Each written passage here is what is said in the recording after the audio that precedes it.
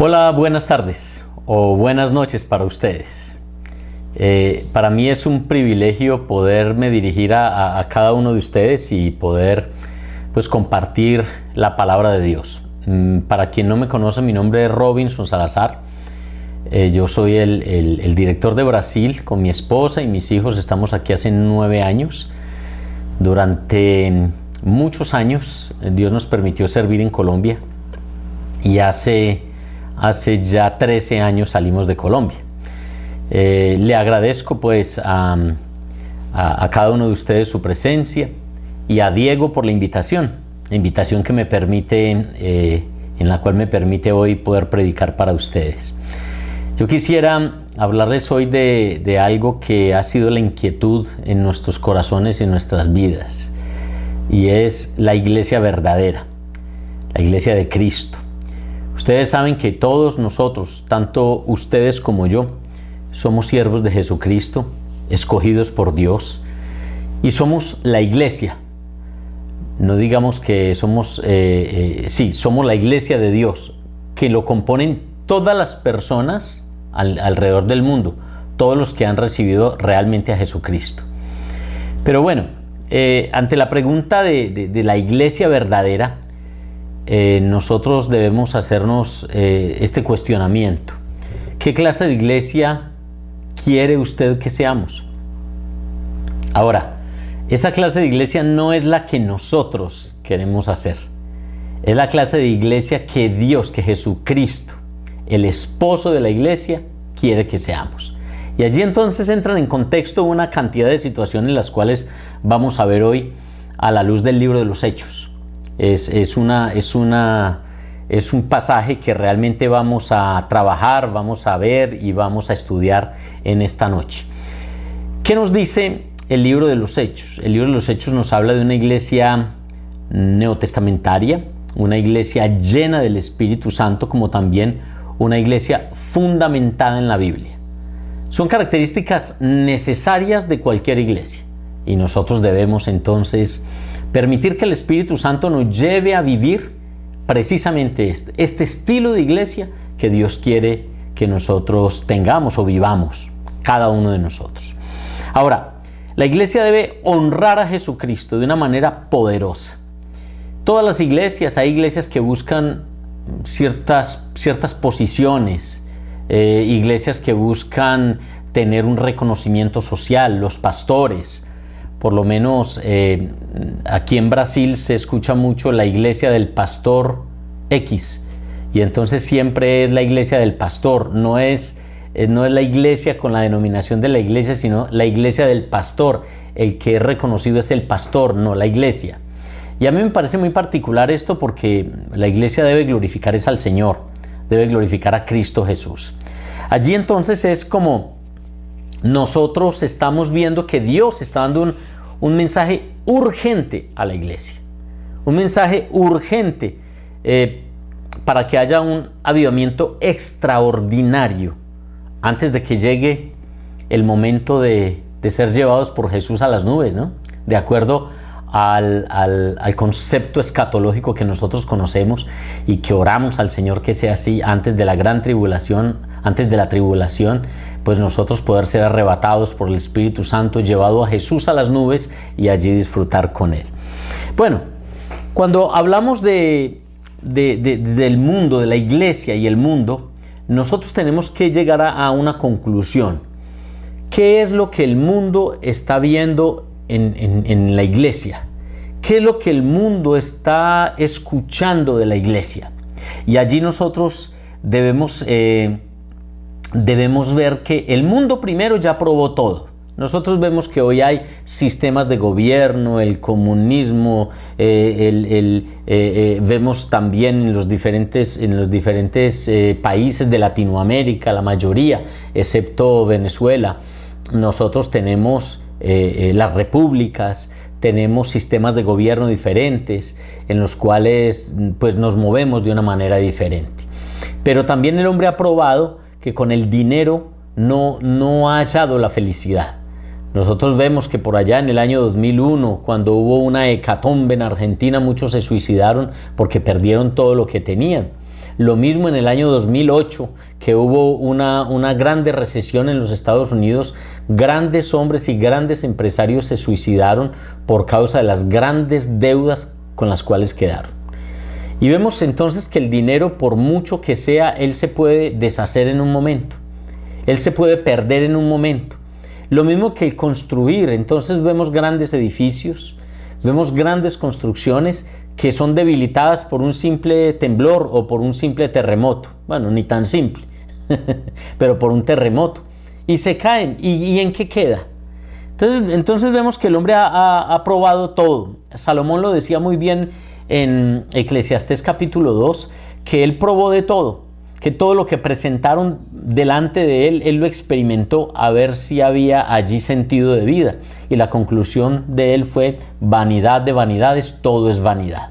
Y allí vemos entonces que también la persona que empieza a andar por el camino del placer, inicialmente se deslumbra con todo el placer que haya, y entonces el placer, si es un hombre, con las mujeres, y después ya no le satisface una mujer sino busca dos, y después ya deja la segunda y busca una tercera, una cuarta, y lo mismo la mujer no le satisface uno sino que busca otro, un tercero, un cuarto, y ya después de tanto tiempo ya se ve que no están en el diseño de Dios, y entonces ya buscan otro tipo de satisfacciones. Y no estoy hablando ni siquiera en el área homosexual, donde se buscan personas del mismo sexo, sino en el bestialismo. Por ejemplo, hay personas que simplemente, como no quedaron satisfechas con el relacionamiento humano, entonces buscan relacionamientos con animales. Eso pues todos lo sabemos. Vemos entonces que el hombre no encuentra satisfacción. Pero entonces este tipo de personas, alejados totalmente de Dios, ¿qué es lo que están viendo? ¿A quién van? ¿Qué es lo que ven en los cristianos? ¿Qué es lo que ven en nosotros? Ahora, nosotros dejamos ver lo que creemos. Y si yo creo que mi Redentor vive, entonces yo voy a promover y proclamar al único y sabio Redentor, que es el que vive, que se llama Jesucristo. Veamos entonces que la idea que el mundo tiene de la Biblia viene de nosotros, porque ellos no leen la Biblia. Entonces lo que nosotros enseñemos, lo que nosotros vivamos, lo que nosotros hagamos, con toda seguridad va a traer una respuesta a cada una de las personas, buena o mala. ¿Por qué? Porque si nosotros vivimos como personas que no conociéramos a Cristo, conociéndolo, entonces no vamos a dar el mensaje verdadero del Evangelio. No hay testimonio, no hay conocimiento de Dios. Nuestra iglesia entonces, triunfante, debe tener 3 características importantes, de las cuales vamos a hablar hoy rápidamente. Este tema yo lo he dividido en 2 partes para poderlo dar a mi congregación, a mi iglesia, más a ustedes se los voy a dar en un solo paquete, digámoslo así. Entonces vamos allí. 3 cosas importantes que usted puede tomar nota. Tome su cuaderno, tome un lapicero y escriba, por favor. Primero, magnificar a Cristo por la adoración y el estudio de la palabra de Dios. Entonces, el primer punto es glorificar a Cristo. ¿Cómo? Estudiando. ¿Y cómo? Entonces, adorando a Dios, adorando y estudiando a Dios. Siempre la palabra está llena de versículos que nos instan, nos motivan a estudiar la palabra de Dios. Un cristiano que no ora, un cristiano que no lee la Biblia, yo pregunto qué tipo de cristiano es si no recibe el mensaje de Dios para darlo al pueblo. Es necesario orar y leer la palabra de Dios. Con la oración, usted se dirige a Dios, usted descansa en el Señor, suelta todo delante de Dios. Dios le responde a través de su palabra para usted vivir de acuerdo al propósito de Él. Segundo aspecto importante que vamos a hablar hoy. Es el primero del cual vamos a hablar hoy. El segundo es mover a los creyentes a Jesús a una madurez en el ministerio. Entonces el objetivo de la iglesia es que usted pueda crecer. Si usted no crece, la iglesia no está cumpliendo su sentido de vida, pero no por la iglesia, sino por cada uno de nosotros. O sea, la iglesia tiene un sentido de vida, de existencia, cuando ve que las personas que se acercan a ella van creciendo espiritualmente, van formándose espiritualmente y van desarrollando sus vidas espirituales. Entonces la pregunta que yo le hago a usted es: ¿cuánto usted ha crecido espiritualmente? ¿Cómo usted se dispone en las manos de Dios para que Dios le permita crecer? Y el tercero es hacer que Jesucristo sea conocido entre sus vecinos, entre todos sus amigos, todas las naciones en general. Entonces, es extender, proclamar, enseñar el Evangelio. Vamos entonces a ver que los principios que nosotros vemos, estos tres principios, deben realizarse o ejecutarse no en nuestra carne, sino en el poder del Espíritu Santo. ¿Qué significa el poder del Espíritu Santo? ¿Recuerdan ustedes en Hechos capítulo 2, cuando el Espíritu Santo viene sobre el pueblo o sobre los discípulos de Jesús? Jesús, tiempo atrás les había dicho a los discípulos, no se vayan de Jerusalén, quédense en Jerusalén, en la espera del Consolador que yo les enviaré. Y ellos obedientemente no se fueron de Jerusalén. Ahora, ¿qué aconteció si alguno de ellos no estuvo? Se fue. Se perdió el mover del Espíritu Santo impresionante, como ese día en Pentecostés. Ahora, es la misma situación. Nosotros, como los pastores de la iglesia, invitamos a las personas, vengan, vamos a buscar al Señor, vamos a tener tiempos de oración, vamos a orar por sanidad, vamos a orar por milagros y oramos. Y usted dice, yo me quedo en casa mejor, voy a hacer un asadito con mi familia, me voy a visitar a mi amigo. Y viene el Espíritu Santo con poder sanando, liberando, desatando vidas. Y usted dice, mi Dios, me perdí ese momento. Muy bien, yo quiero decirles que en Hechos capítulo 2 nosotros vemos una gran enseñanza de parte de Dios para nuestras vidas. Y yo quisiera que fuésemos al libro de Hechos, Hechos capítulo 2. Es un libro muy conocido que nosotros tenemos en la Biblia. De hecho, es el quinto libro del Nuevo Testamento. Entonces están los evangelios, Mateo, Marcos, Lucas, Juan, y luego viene el libro de Hechos. En este libro de Hechos nosotros vamos a ver un mensaje contundente a la iglesia de hoy. El mensaje que nosotros necesitamos de la iglesia verdadera establecida en el libro de los Hechos. Vamos a ver, Hechos capítulo 2, versículos 22. Entonces, cuando vamos al versículo 22, está hablando Pedro. Y Pedro dice, varones israelitas, oíd estas palabras, el Nazareno, varón aprobado por Dios entre vosotros en maravillas y prodigios y señales que Dios hizo por él en medio de vosotros, como también vosotros sabéis. Vea el mensaje tan claro. Lo primero que hace Pedro es exaltar al Señor en ese versículo 22, Hechos 2:22. Entonces, lo que hace es exaltar al Jesús Nazareno, varón aprobado por Dios. Jesús Nazareno, dice, aprobado por Dios en maravillas, prodigios, señales que Dios hizo por medio de nosotros. ¿Cuál es el mensaje claro de la iglesia que se debe dar hoy? Es un mensaje cristocéntrico. Cristo como centro, como Pedro lo hizo en este momento. Ahora, en segundo, la iglesia va a crecer de acuerdo a la proporción que nosotros exaltemos a Cristo y glorifiquemos a Cristo. ¿De qué manera? Usted exalta a Cristo en su iglesia con la alabanza, exalta a Cristo con la predicación, exalta a Cristo con la evangelización, exalta a Cristo cuando usted estudia la palabra de Dios, cuando usted se reúne para hacer un ayuno, cuando hace una vigilia, cuando usted lleva un mercadito para dárselo a las personas que necesitan. Está exaltando a Cristo, porque los primeros necesitados son los de la propia iglesia, entonces hay que atender a la gente de la propia iglesia. Cuando unidos se respetan, se aman, se estimulan al amor y a las buenas obras, allí entonces se glorifica a Cristo. Vamos entonces a mirar los aspectos en los cuales Pedro predica para el pueblo en ese momento. Recuerden que Pedro negó a Jesucristo. Pedro, en un momento de emoción, le dijo: Señor, yo voy hasta la muerte contigo. Y el Señor Jesús le dijo: Pedro, me va a negar 3 veces antes de que el gallo cante. Y fue así.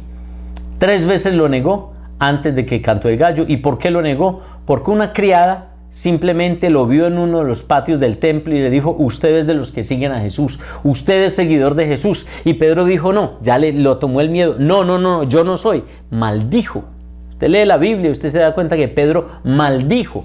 Dijo, yo no soy, y salió corriendo. Aparte de la mentira, de la maldición, negó a Jesús, bueno, hizo de todo, pero él se arrepintió.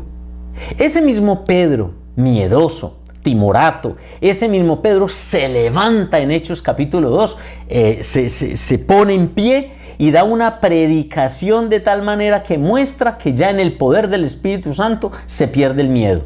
Este es un mensaje muy claro. Cuando usted depende del Espíritu Santo, no hay miedo. Porque el Espíritu Santo genera el coraje en mi corazón para ir adelante, para ver la mano de Dios y para ver la gloria del Señor. Veamos entonces que lo primero que hace Pedro cuando predica a Jesucristo en este versículo 22 es mostrar a Jesús como un modo de vida. Un modo de vida. Dice que Dios hizo por él en medio de vosotros como también vosotros sabéis. Y dice aquí en el versículo, no solamente el versículo 22, el modo de vida de Jesús que transformó a la humanidad, como ningún gobierno. Usted puede ver en la historia de la humanidad que siempre entre los pueblos hay guerras, entre los pueblos hay grandes conflictos por tierras. Los conflictos que los hombres viven, los viven por causa de los gobernantes, porque entonces el gobernante se sintió indignado y atacó al otro rey, antiguamente. Hoy vemos, por ejemplo, que ningún gobierno ha traído paz al mundo, ¿sí? Ningún gobierno. Podemos hablar, hay países en los cuales son ejemplo de organización, y vemos un Japón, por ejemplo, es súper organizado Japón, pero mire la condición humana de los japoneses. ¿Qué acontece con ellos? Ellos tienen unos relacionamientos escasos. Ellos poco tienen relacionamientos entre ellos. Hasta ellos pagan para poder hablar con las otras personas. Entonces, mire cómo es. El problema no es la situación social o la situación de gobierno. El problema está en el corazón del hombre y nosotros necesitamos entender que si tenemos problemas en nuestros corazones o en el corazón en general del hombre, la solución es Jesucristo, porque es Dios quien transforma. Es Jesús quien transforma. Y veamos entonces que el segundo mensaje, fue el significado de la muerte de Jesús. ¿Cuál fue el propósito de la muerte de Jesús? No fue un accidente, ni fue un incidente. El propósito de la muerte de Jesús fue planeado desde el mismo inicio de la humanidad. Cuando Adán y Eva pecan, Dios ya planeó exactamente la redención del hombre en el futuro. Y allí vemos entonces que es muy claro ese versículo 23, y quiero leérselos. Dice, refiriéndose a Jesús, entregado por determinado consejo y providencia de Dios. ¿Quién lo entregó? Por el consejo y providencia de Dios. Jesucristo es Dios. No se olvide de eso. Ya les voy a decir algo muy importante. Dice, tomándolo vosotros, lo matasteis con manos inicuas, colgándole en un madero. ¿Por qué les digo que pongan cuidado en los términos que estoy utilizando? Porque dice la Biblia que determinado consejo y providencia de Dios. Jesucristo es Dios. ¿Qué acontece cuando Adán y Eva estaban allí? El mismo Dios se autoimpone la muerte en Jesucristo por amor a usted y a mí. Cosa maravillosa. Y yo le quiero decir algo importante. Cada vez que pensemos en la muerte de Jesucristo, pensemos en el amor eterno de Dios, que Él mismo se infringió la muerte en Jesucristo como Hijo de Dios, para poder que usted y yo tuviésemos salvación y vida eterna. Tal vez no lo habíamos visto de esa manera. Siempre vemos a Jesucristo como la persona de la Trinidad que murió, y el Dios Padre en los cielos. Pero Jesucristo no lo podemos separar de Dios, es uno mismo. Entonces Jesucristo como Dios se autodeterminó su propia muerte por amor a usted y por amor a mí. Continuemos. Entonces, yo no me imagino a Dios allá en el Edén pensando qué vamos a hacer con este hombre, qué vamos a hacer con esta persona, qué vamos a hacer con estos dos que pecaron. No, Dios simplemente, Él es soberano, Él ya tiene un preconocimiento. Y algo muy claro, Dios sabe lo que nosotros ya íbamos a hacer. Y entonces, como Él ya sabía la determinación que yo iba a tomar, entonces Él dice, este es predestinado, y al que predestino lo justifico, y el que es justificado es santificado, y allí entonces va el proceso. Igualmente en Jesucristo. Jesucristo simplemente ve la eternidad futura, porque Dios no está sujeto al tiempo, sino que Él ve la eternidad y dice, el Salvador va para allá. El Salvador, va a venir un Salvador que va a traer vida sobre la tierra y allí sobre los hombres, y ese va a ser, eso se llama protoevangelio, Génesis 3:15, el primer evangelio. Veamos entonces que hay muchas personas que desean eliminar la cruz de las iglesias.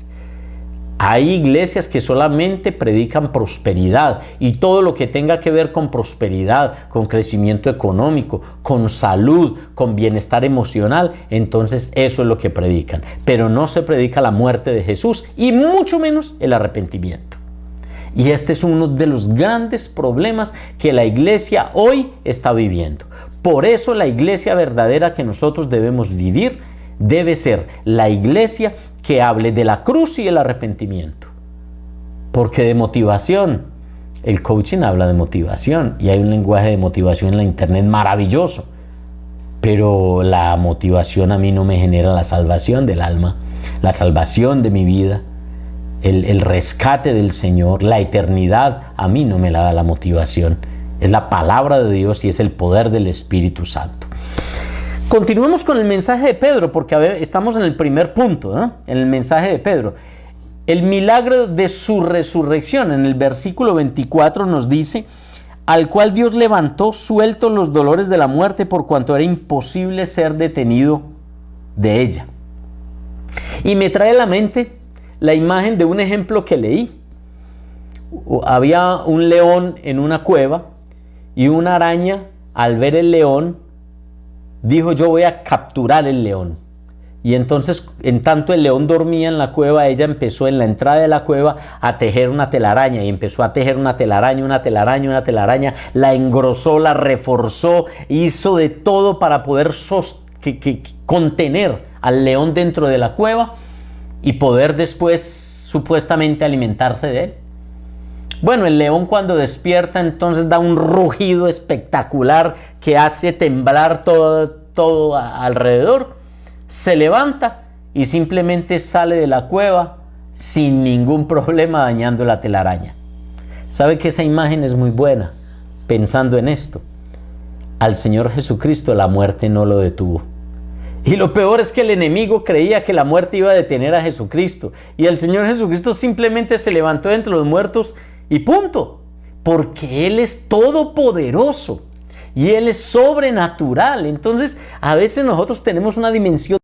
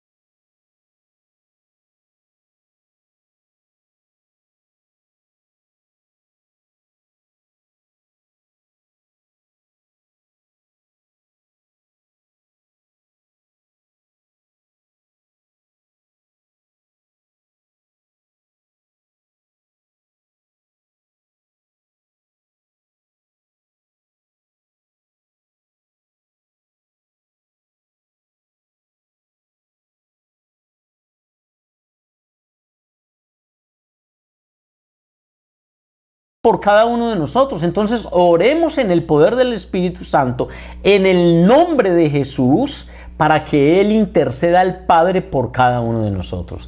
Eso es vital, necesitamos hacerlo.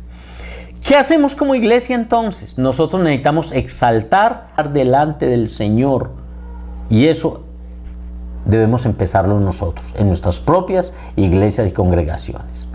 Ese es el primer punto entonces. El primer punto, Cristo exaltado, Cristo glorificado en medio de nuestra iglesia. El segundo aspecto importante que nosotros debemos tener en cuenta hoy es la evangelización del pecador. Hechos capítulo 2, vamos allá al versículo 37 al 41. Dice el versículo: entonces, oído esto, fueron compungidos de corazón y dijeron a Pedro y a los otros apóstoles: varones hermanos, ¿qué haremos? Y Pedro les dijo: arrepentíos y bautícese cada uno de vosotros en el nombre de Jesús, el Cristo, para perdón de los pecados, y recibiréis el don del Espíritu Santo. Vea el mensaje pues tan claro. Bueno, es hasta el 41. Dice: porque a vosotros es la promesa, y a vuestros hijos y todos los que están lejos, a cualesquiera que el Señor nuestro Dios llamare. Y con otras muchas palabras testificaba y los exhortaba diciendo: sed salvos de esta perversa generación.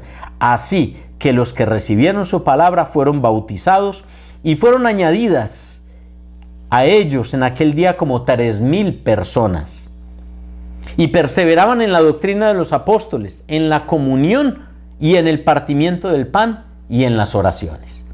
Vean lo interesante. Vemos entonces que ellos estaban convencidos por el poder del Espíritu Santo.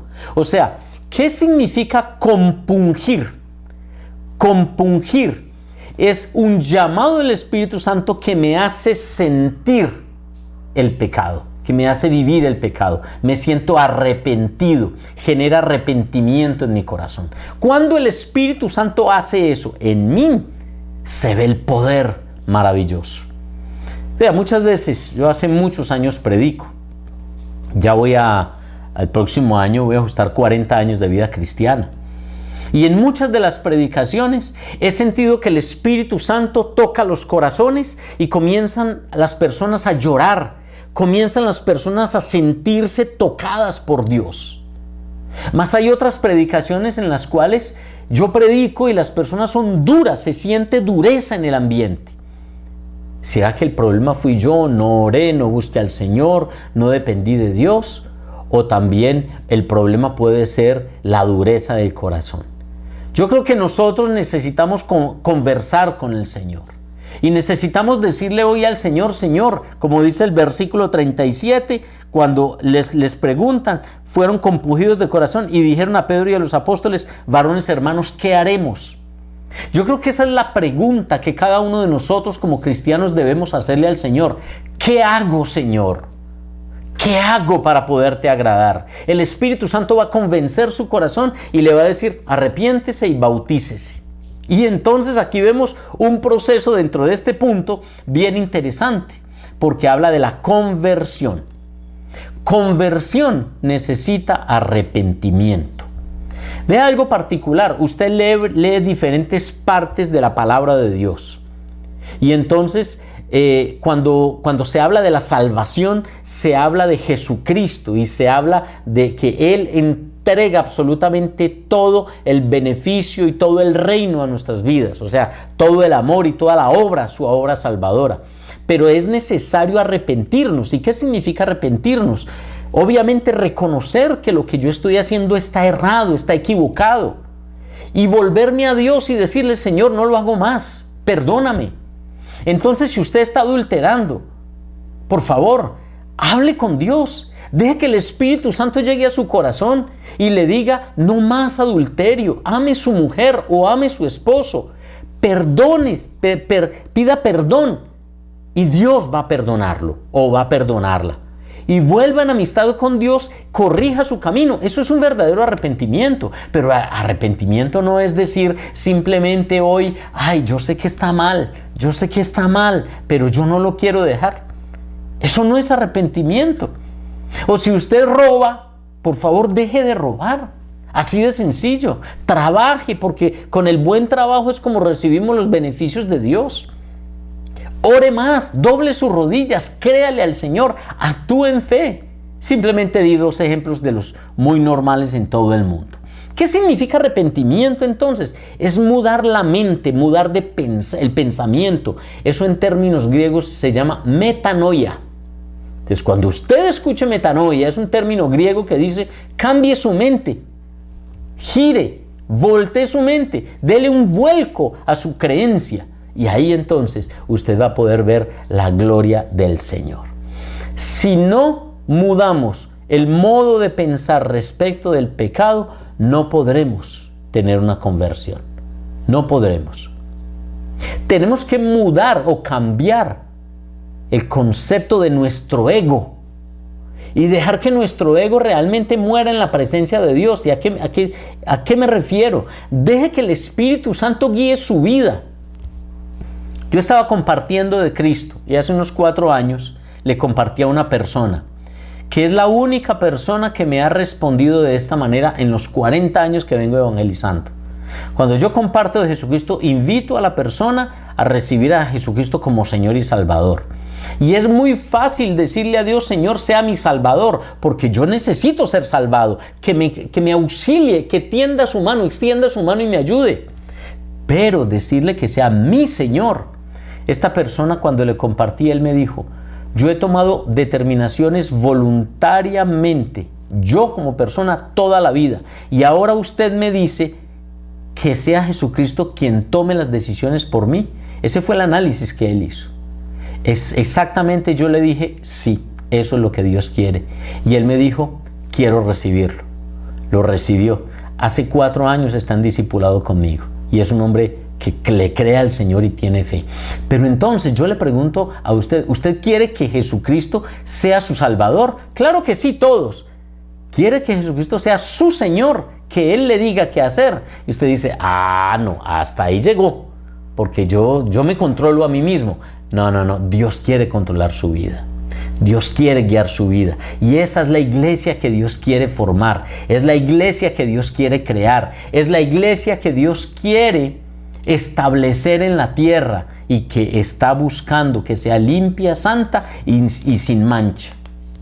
Ahora, acordémonos una cosa.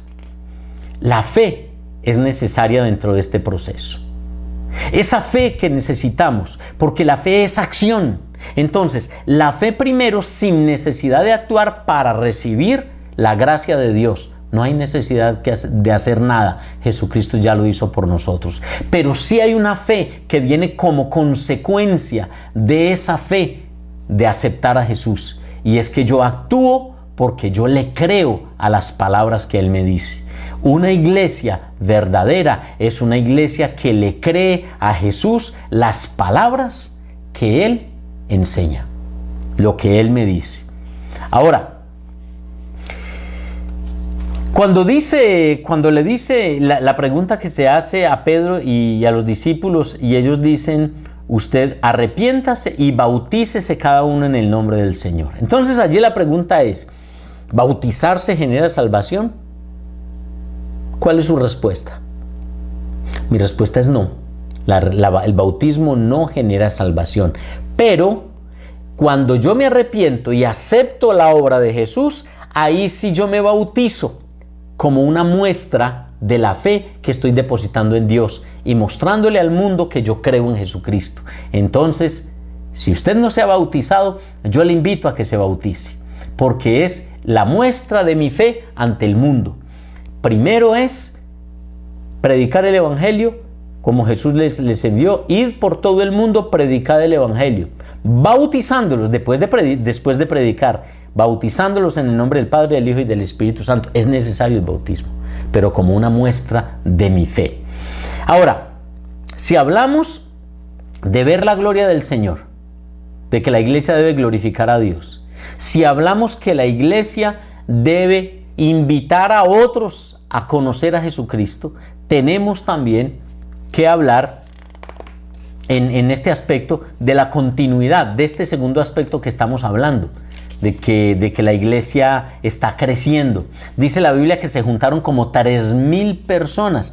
Vea que el crecimiento fue dramático, o sea, fue impresionante en poco tiempo, mas se dio por el poder del Espíritu Santo. Entonces, nosotros necesitamos claramente darle continuidad a la iglesia. Necesitamos darle continuidad a la iglesia. ¿En qué sentido continuidad? O sea, sería el tercer aspecto. No solamente en la evangelización. Hablamos de 3 aspectos. El primero, glorificar a Cristo. El segundo, mover a los creyentes en la madurez, en la fe. Y el tercero, hacer que Jesucristo sea conocido. ¿Cómo darle continuidad a la iglesia? Aquí vemos entonces el secreto. Versículos 41 y 42. Así que los que recibieron su palabra fueron bautizados y fueron añadidas a ellos en aquel día como 3.000 personas y perseveraban en la doctrina de los apóstoles, en la comunión y en el partimiento del pan y en las oraciones. Ahí entonces vemos la continuidad. ¿Qué necesitamos hacer en la iglesia?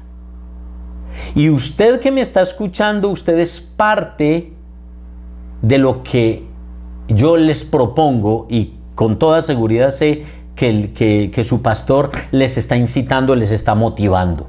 Y es que nosotros necesitamos iglesias centradas en la Biblia, pero también que lleven a convocar a otros para servir al Señor. Es como estar en el regimiento militarmente. Nosotros somos soldados de Jesucristo. Como somos soldados de Jesucristo, debemos entonces entrar en las filas del ejército de Dios. Para entrar en las filas del ejército de Dios, ¿cómo lo hacemos? Estudiando, promoviendo los estudios bíblicos. Por favor, haga cursos bíblicos. Haga su TEO 100, su TEO 200, su TEO 300. Fortalézcase, crezca en la palabra de Dios. Estudia más de eso, todo lo que pueda estudiar, porque es necesario que usted conozca al Señor. Segundo, tenga comunión. No es incidental, no es me reúno con ellos de vez en cuando, no. Es fundamental. ¿Se acuerdan de esa película? Algunos, los jóvenes no. Los que ya tenemos cierta edad, del llanero solitario que vivía solo por allá en las estepas o en los llanos americanos. Bueno, Dios no nos llama a ser cristianos solitarios. Nosotros somos seres de comunidad, seres comunitarios. Entonces, viva la vida cristiana en comunidad, se reúna. Tenga preferencia en los cristianos para reunirse, para orar, para tomar un café, para ir a hacer deporte, para hacer gimnasio, para todo. Tenga como prioridad sus hermanos en Cristo. No quiere decir eso que usted cierre todas las puertas de su comunicación con personas que no crean en Jesucristo. Perdóneme, no seamos fanáticos. Pero sí necesitamos claramente establecer relaciones de amistad entre nosotros como cristianos, porque eso fortalece nuestra vida espiritual. ¿Qué hace el Señor? Hechos 28:15. Vamos a leer Hechos 28:15. Allí hay un pasaje que me llama mucho la atención, es bien especial. Hechos 28:15. Allí busquen su Biblia.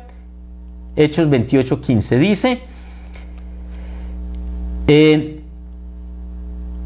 de donde oyendo de nosotros los hermanos nos salieron a recibir hasta la plaza de Apio y las 3 tabernas a los cuales como Pablo vio, dio gracias a Dios y tomó aliento. Miren lo importante este versículo. Cuando Pablo ve a sus hermanos que salieron a recibirlo, ¿qué sucedió? ¿Qué sucedió? Dice, él entonces dio gracias a Dios y tomó aliento. Es como que se reforzó, como que, ay, Señor, vinieron por mí. Qué bueno, mis hermanos están aquí. Usted ha sentido eso. Para mí es de mucha alegría cuando yo voy por la calle y veo una persona que conozco, que es discípulo, y puedo saludarlo por lo menos de lejos. Me alegra enormemente verlo. Me alegra enormemente saludarlo. No sé si le pasa igual, pero eso es maravilloso. Le hago una pregunta. ¿Qué lo motiva a usted ir a la iglesia? Resulta que se dio una encuesta en el cual se preguntaron a muchas personas cuál era el motivo de ir a la iglesia. Les voy a dar los resultados. El 50% de las personas que iban a la iglesia daban la razón era porque era amigable, porque buscaban comunicación con otras personas. El 50%. La segunda razón, por los programas que se hacían dentro de la iglesia. La tercera razón, por lo cercana, la localización. Hoy en día a las personas no les interesa si quedan a 10 o 15 kilómetros de distancia de su casa, ellas van porque están interesadas. Hoy los carros, las motos, las bicicletas permiten un movimiento, el sistema de transporte permite un movimiento programado para ir a cualquier lugar. Entonces las distancias no es disculpa. Vemos entonces que los amigos es una parte fundamental, el amarnos, el cuidarnos, el estar juntos. Hebreos capítulo 10, versículo 24 y 25, versículo muy conocido por nosotros que nos lleva precisamente a comunicarlos. Hebreos 10, 24 y 25 dice: y considerémonos unos a otros al amor y a las buenas obras, no dejando de congregarnos como algunos tienen por costumbre, y tanto más cuando veis que aquel día se acerca. ¿Habían escuchado ese versículo? Estoy totalmente convencido de que lo habían escuchado. Entonces, considerémonos unos a otros, estemos juntos, busquémonos unos a otros, amémonos en el amor del Señor. Ahora, otra cosa que es necesario trabajar dentro de la iglesia, ya hablamos de la gloria de Cristo, ya hablamos de la madurez en cada uno de nosotros, de crecer, y ahora estamos hablando del multiplicar, cómo traer personas a la iglesia, y es la mayordomía. Vamos a Hechos capítulo 2, Atos se dice en portugués, disculpen. A Hechos capítulo 2, versículos 43 al 45. Entonces vamos allí. Hechos 2, 43 al 45. Dice: y toda persona tenía temor, y muchas maravillas y señales eran hechas por los apóstoles. Y todos los que creían estaban juntos y tenían todas las cosas comunes. Vean lo interesante. Nadie decía: esto es mío, lo necesita, téngalo. La propiedad la vendo para el común de todos. Ahora, yo le quiero decir algo, esto no es comunismo. ¿Por qué razón no es comunismo? Porque el comunismo, esta historia bíblica fue algo temporal, eso no fue permanente, eso fue algo temporal, no es un sistema de gobierno. Segundo, porque está basado en la creencia en Dios, la creencia en Dios. Ahí está basado. Entonces, no es comunismo. Tercero, es controlado por la iglesia. Recuerdan que ellos llevaban todo lo que tenían a Pedro, a los apóstoles, y ellos lo repartían, lo controlaba dentro de la iglesia. Tercero. Cuarto, era voluntario. El comunismo no es voluntario, es impuesto. Entonces vemos que esto no es comunismo, todo estaba a disposición. Ahora, si Dios le pide a usted un centavo, ¿usted se lo daría? Dice, claro, sí. Dios no le está pidiendo un centavo a usted. Dios no le está pidiendo 1000 ni 1.000.000. Dios no le está pidiendo a usted una parte. Dios le está pidiendo su vida, toda su vida. Dios se la está pidiendo. No podemos entregarle a Dios parcialmente. ¿Para qué? Dios es dueño de todo. Yo le entrego toda mi vida al Señor, bajo los parámetros que la Biblia lo dice. Todo le pertenece a Dios. Ahora, muchas personas temen dar demasiado. Por lo menos yo les quiero decir, yo he tenido discípulos aquí que ellos reciben, por ejemplo, al terminar su trabajo, 80 millones de pesos colombianos, más o menos, a varios casos, 80 millones. Y esta persona decía, cuando me liquiden, entonces yo voy a dar el diezmo. Pero cuando fueron 80 millones, yo dije, oh, Dios mío, 8 millones de pesos de diezmo. No, mejor no. Y se separaron por un tiempo, hasta como que cree que se olvidan las cosas.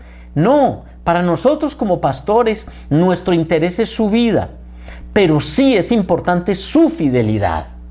Y la fidelidad que usted tenga delante de Dios va a llevar a prosperarlo más, porque Dios le da más al que es fiel, realmente, le da más al que es más fiel. Ahora, mayordomía, la mayordomía es necesaria para poder crecer la iglesia. Entonces es formar los soldados, administrar, en ese tercer punto, formar los soldados, administrar y por último, evangelizar. Perseveraban en la doctrina de los apóstoles unos con otros. Imagínense cómo crecieron. Inicialmente eran 12. Después de esos 12, dice la Biblia que eran como 120, ya van 132, ¿cierto? Después dice en Hechos 2:41 que se juntaron 3,000 personas. Entonces, dentro de esos 120, estaban los 12.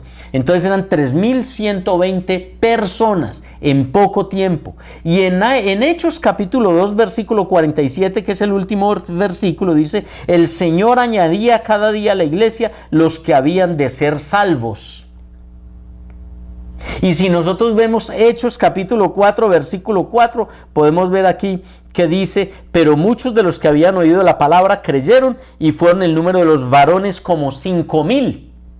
Ustedes saben que los judíos tienen hijos y les gusta tener hijos. Asumamos que la media son muchos más de 3, 4, pero asumamos que la media eran 2. Estaban los 2 hijos, la mujer y el varón. El varón eran 5,000. 5,000 hombres, multiplique por 5, súmele 5,000 mujeres y los hijos, de media, mal contados. Había una iglesia de más de 23,000 personas, porque siempre detrás del hombre venía la familia en el pueblo judío y siempre estaban llegando. Entonces veamos una cosa, que Dios nos llamó a saturar, Dios nos llamó a impactar, Dios nos llamó a llegar a las demás personas con el poder del Espíritu Santo. El número se multiplicaba, dice Hechos capítulo 6, versículo 7. Se multiplicaba, no se sumaban. Uno se sumó, otro se sumó. Y cuando tiene un hijo, la iglesia está creciendo porque ya tuvo un integrante más de la iglesia. Hasta en chiste lo decimos. Pero no, es multiplicar. Multiplicar. Y eso es lo que nosotros debemos ver. Entonces, debemos pensar como conclusión y para que oremos, que existimos para exaltar a Dios, que el evangelizar al pecador es necesario en la función de la iglesia. Y tercero, enlistar a los santos, o sea, en el ejército de Dios, enlistar en el ejército. Entonces veamos que son 3 cosas fundamentales que nosotros debemos trabajar. Permitamos que nuestras vidas sean útiles en las manos del Señor, que podamos entrar en la visión de Dios y podamos capacitar personas, podamos ver la gloria de Dios, podamos glorificar al Señor en la iglesia, formar personas en la iglesia y multiplicarnos en otras personas en el mundo. Pero todo depende de usted, de cuánto usted ama a Dios y de cuánto usted desea que Dios sea el Señor de su vida. Yo les invito a que oremos. Vamos a orar.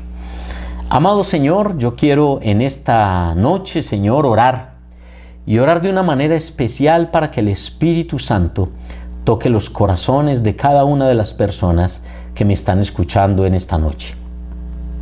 Quiero orar y dar gracias, porque sé que tu presencia está rodeando sus vidas, porque sé que el amor del Espíritu y la presencia y el poder del mismo Espíritu de Dios guarda sus vidas y sus corazones. Yo te invito que en esta noche le entregues tu vida al Señor, que realmente le digas, Señor, yo quiero hacer tu voluntad, lo que tú me digas, Señor.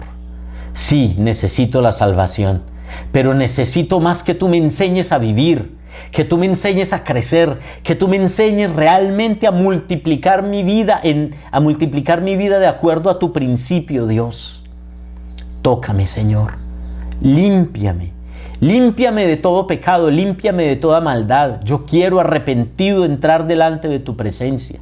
Quiero ver una iglesia verdadera, quiero ver una iglesia que crece, quiero ver una iglesia que se multiplica, quiero ver una iglesia, Señor, que glorifica a Cristo. Aquí estoy, bendito Dios, humillado delante de ti, Señor, buscando tu amor, buscando tu presencia, buscando tu gracia. Amado Señor, sopla sobre nuestras vidas, sopla en nuestras necesidades, Señor. Sabemos que hay necesidades, sabemos que hay problemas, como en todo lugar, Señor, hay problemas, y hay problemas de familia. Hay una mujer que tiene problemas con sus hijos. El Espíritu Santo en este momento dice que tú misma busques más al Señor, como dice la palabra de Dios, que tu hijo va a volver sus ojos al Señor. El Señor también pone en el corazón de las personas realmente entregar lo mejor de sus vidas. Hay enfermedades en medio de ustedes, hay problemas en medio de sus vidas. Yo le pido al Espíritu Santo que esas articulaciones que duelen, que esas articulaciones sean sanadas en el nombre de Jesús. Y yo por la fe extiendo mi mano hacia ustedes para que el Espíritu Santo sane, porque yo sé que el Espíritu Santo es omnipresente, omnipotente y omnisciente. Yo creo en el nombre de Jesús que ese pie que tiene un gran dolor, en el nombre de Cristo Jesús, en los huesos del pie se ajusten y la gloria del Señor se vea. Yo oro en el nombre de Jesús, en el nombre del Espíritu Santo, por el pulmón derecho, en el nombre de Jesús. Hay dolor en el pulmón, que el Espíritu Santo restaure, que el Espíritu Santo sane. Ahora esa herida, esa llaga que hay en esa persona, en el nombre de Jesús, en el lado derecho del cuerpo, en el nombre de Jesús, Espíritu Santo, coloca sangre que limpie toda infección en esa llaga y se restaure. Que la gloria de Cristo Jesús sea sobre sus vidas. Que la presencia del Espíritu Santo traiga refrigerio y la primavera del Espíritu Santo llegue a sus vidas. Que la gloria del Señor sea sobre ustedes. Crea en el Señor. Créale al Señor, que vea la gloria del Señor todos los días de su vida y que siempre la presencia y el amor de Dios sea en cada corazón. Yo los bendigo en el nombre de Jesús con toda bendición espiritual. Que su pastor sea cuidando de sus vidas y que Él sea guardando sus vidas y que Él vea las maravillas entre ustedes. Que el Señor los haga crecer, reproducirse en fe, en todo lo que anhelan y desean. Y la gracia del Señor Jesucristo sea con ustedes. Amado Dios, buscamos tu presencia. Amado Dios, nosotros sabemos que tú desnudaste tu brazo y lo extendiste a las naciones. Y fue Jesucristo quien nos salvó. Fue Jesucristo quien nos dio vida eterna. Yo quiero orar, quiero dar gracias, quiero glorificar, quiero exaltar el nombre de Jesús y quiero declarar sobre sus vidas de la bendición, de la plenitud, de la prosperidad, de la abundancia que solamente viene de Él. Te doy gracias, Señor. Toma nuestras vidas, toma nuestros corazones y que sea el Espíritu Santo obrando, llenando, colmando y saturando nuestros corazones para gloria del Padre. Alabamos y bendecimos tu nombre en Cristo Jesús, Señor nuestro, y en el poder de tu Santo Espíritu. Amén. Bueno, qué alegría me da realmente poder comunicarme con ustedes, exponer la palabra de Dios a ustedes y saber que Dios tiene un plan maravilloso con cada uno de nosotros. No siendo más, quiero enviarles un grande abrazo. Agradecerle a Dios por el privilegio que me da de poder exponer la palabra de Dios delante de ustedes. Hace ya algún tiempo no predicaba en español, pero es maravilloso poder extender pues esta sabiduría del Señor que ha traído a nuestros corazones. Entonces les envío un grande abrazo, grande abrazo. Que Dios me les bendiga y les guarde y que haga resplandecer su rostro sobre ustedes y les dé paz. Que Dios les bendiga. Un grande abrazo. Hasta luego.